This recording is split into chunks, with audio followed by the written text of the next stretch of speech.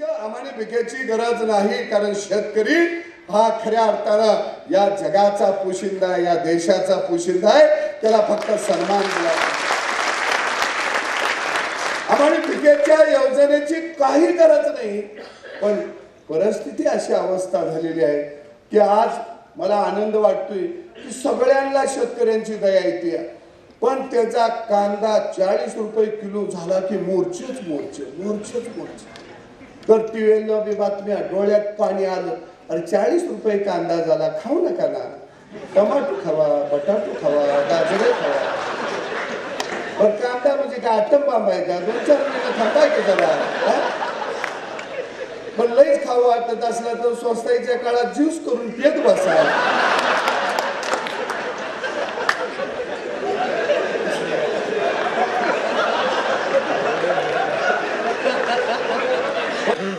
Multiplex टाकीमध्ये 500 रुपयाचं घेते ती आणि कांदा 40 रुपये.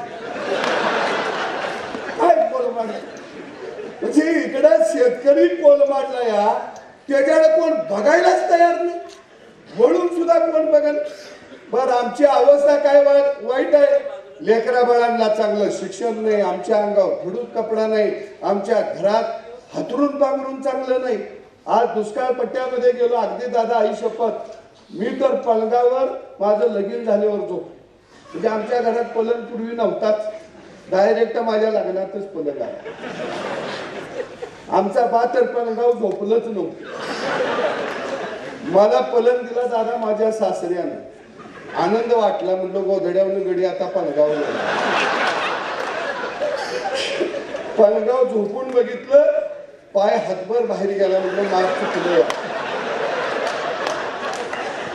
आणि थुवाडी सांगतो, 15 दिवसात आमच्या आजीचा खुबा मोडला.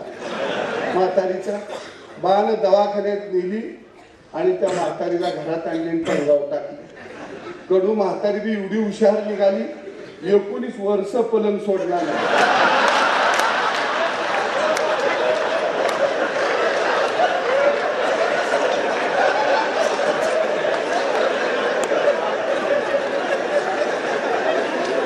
केवळ माझं 17 वर्षाचं झालं.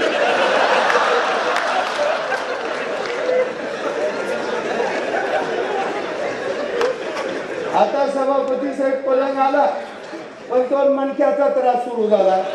डॉक्टरने सांगितलं वगड्यावर झोपायचं. कुठला आलाय पलंग नाही, काय नाही, कुठं फिरायला नाही. आम्ही आमच्या बायकांना कवाच फिरायला घेऊन गेलो नाही. सभापती साहेब फिरायला जायासारखं राहिलंच नाही. आणि ग्रामीण भागाची तर लय वाईट अवस्था आहे. आता शेतकऱ्याच्या पोराला खरंच कोण पुरगी देत नाही. प्रत्येक गावात आता गडी 40 वर्षाचा 50 वर्षाचा झालाय, पुरगी मिळाला झाल्या. दादांनी एका गावात ऊस पट्ट्यामध्ये गेलो, 999 युवकांची यादी आली. म्हणलं गडी नवं मिळालं का आम्हाला. ते थोड्या वेळानं म्हटले हे सगळं बिन लग्नाचं नाही जायचं. कारण 1 नंबरची तर पुरगी शेतकऱ्याला मिळतच नाही. 1 नंबरची नोकरदाराला, 2 नंबरची व्यापाऱ्याला, राहिला साईला गाळ शेतकऱ्याच्या पोराला. पोरगी बी मरकुडी, लेकर बी मरकुडी, आमच्या औलादाची होती. ही फार कठीण अवस्था आहे. आज जर बघितलं, शेतकरी सन्मानानं जगूच शकत नाही. सन्मान त्याच्या नाही आहे त्याच्या जीवनामध्ये. तो कुठंच जाऊ शकत नाही, फिरायला जाऊ शकत नाही. अगदी मी गावामध्ये आपण बसलो, मला खात्री आहे की 90% शेतकरी माझा कुठं फिरायला सुट्टीला सणावाराला गेलाय असं कुठं नाही. परदेशात राहून दे, या देशातच नाही. फक्त ही टीव्ही चॅनल आलंय दादा, मला बरं वाटायला लागलं. त्या नादानं निदान आमच्या बायका बघायला तर लागल्या. त्या टीव्हीत चित्र दिसली ती, हे अमेरिका, हे जपान. पण त्या टीव्हीमुळं बऱ्याच वेळा असं बी घडतं या की त्या टीव्हीतल्या जर एखाद्या बाईला लय सासरवास असला की आमच्या बी बाया रडायला लागते. मी म्हणतो अगं तुम्हाला काही कमी आहे का? ती बाई रडायला पैसे घेते आणि तुम्ही कशाला फुकट रडायला लागला. कारण फार वाईट अवस्था आहे ग्रामीण भागाची. आज आत्महत्या केलेल्या कुटुंबाकडे जर आपण बारकाईने बघितलं तर त्या मुलांची प्रचंड वाईट अवस्था आहे. त्याच्याहून त्या माऊलीची वाईट अवस्था आहे. कारण तिचं जगणं फार कठीण आहे. कारण तारुण्यामध्ये नवरा जर सोडून गेला असेल तर तिला जगणं एवढं असह्य आहे की सगळ्या गावाला तिला तोंड द्यायचं असतं आणि ती लेकरं तिला वाढवायची असतात, ती लेकरं तिला मोठी करायची असतात, कर्तबगार करायचे असतात. एका बाजूला समाज तिच्याकडं वेगळ्या नजरेनं बघत असतो, समाजाशी ती मुकाबला करत असते आणि दुसऱ्या बाजूला जो काही कर्जाचा डोंगर आहे तो मात्र तिचा पिछा सोडत नसतो. म्हणजे समाज तिच्या पाठीमागे आहे, दुसऱ्या बाजूला नवऱ्यानं काढलेलं कर्ज ते तिच्या पाठीमागे आहे आणि लेकरांचं भवितव्य तिच्या बरोबर उभा राहिलेलं असतं या. आणि अशा कठीण परिस्थितीमध्ये खऱ्या अर्थानं माईमाऊली उभा राहते. आणि म्हणून मी महाराष्ट्रातल्या शेतकऱ्याला आव्हान करेन, अरे तुम्ही निघून जाता पण खंबीरपणानं मागा. जर तुमची धर्मपत्नी जर ताट मानेनं उभा राहत असेल तर तुम्ही त्या लक्ष्मीला सोडता कामा नये, तुम्ही सुद्धा ताट मानेनं उभा राहिलं पाहिजे. तरच खऱ्या अर्थानं आज हा महाराष्ट्रातला शेतकरी हा आणि वाचू शकेल, अन्यथा वाचणं कठीण आहे. आणि म्हणून खरं बघितलं तर मी अगदी उमेश पाटील यांना धन्यवाद, कारण हा कार्यक्रम घेत असताना एक महाराष्ट्रातल्या शेतकऱ्याच्या व्यथा चर्चा तिने समोर आणली. कारण उमेश पाटील हा लढाऊ कार्यकर्ता, कारण ज्यावेळी आम्ही आंदोलन करायचं त्या काळामध्ये उमेश पाटलांनी माझं असेल, राजू शेट्टी असेल, जानकर असेल, आमचं पुतळं जाळलं. मला अनेक जण म्हणले तुमचं पुतळं जाळलं तुम्ही निघाला. मी म्हणलं होय, पुतळं जाळलं की आयुष्य वाढत असतंय अशी जुनी म्हण आहे, म्हणून मी निघालूया. कारण जाळलेलं होतं, परंतु आपली पक्षाशी नेत्याशी निष्ठा कशी असावी हे जर शिकायचं झालं तर ते उमेश पाटलांच्याकडून आपल्याला शिकायला.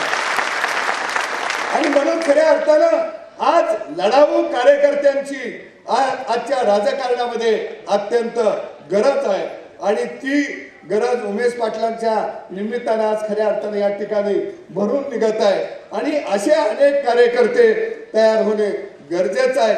आज जर बघितलं, मी जाता जाता एवढंच म्हणेन, कारण दादांचा आणि माझा हा पहिला कार्यक्रम, आम्ही तसं कार्यक्रमात एकत्रित आलो नाही. अनेक मिटिंगच्या निमित्तानं वेगवेगळ्या विषयावर आम्ही एकत्रित आलो, पण आता आम्ही सत्तेमध्ये आहोत. पण काय झालंय, आम्ही सत्तेत आहे, आम्ही आंदोलन करतोय. दादा विरोधात आहेत, ते मात्र सत्तेच्या बाजूला आहेत. म्हणजे आता नेमका कळना सत्तेत आम्ही एका दादा आहे.